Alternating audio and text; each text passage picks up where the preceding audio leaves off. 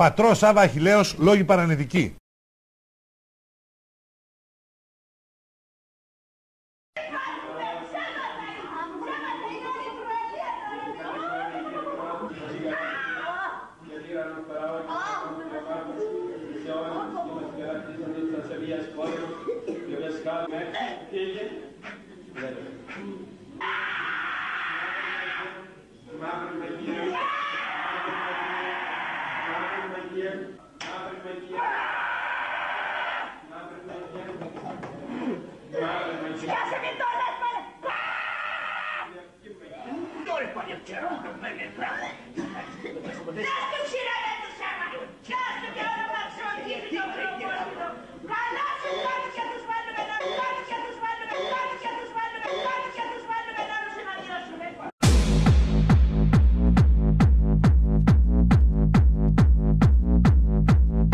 Οι άρχοντες αυτού του κόσμου είναι οι πονηροί δαίμονες. Wise, reproduction wisely, αναπαραγωγή λέει να την καθοδηγείτε με προσοχή.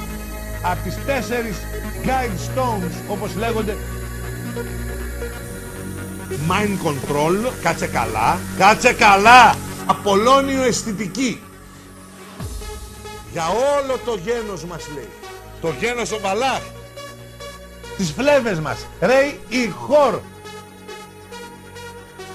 Ακούτε αγαπητοί φίλοι πως πριν 15 περίπου χρόνια που έχει καταγραφεί αυτό το ντοκουμέντο, ο πατήρ Σάββας Αχιλλέος συνάγεται τους επιστήμονες του Αντιχρίστου που έχουν στήσει στην τεχνολογία που είναι η τεχνολογία του διαβόλου. Η τεχνολογία δεν είναι κακό πράγμα.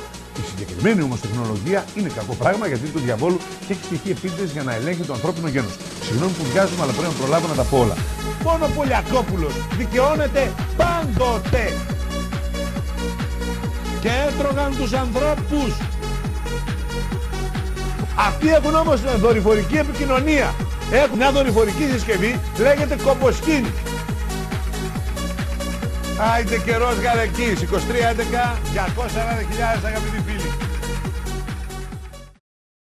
Από αυτά τα λαμόγια που κυβερνάνε τον κόσμο, τον παγκόσμιο αγαπητοί φίλοι.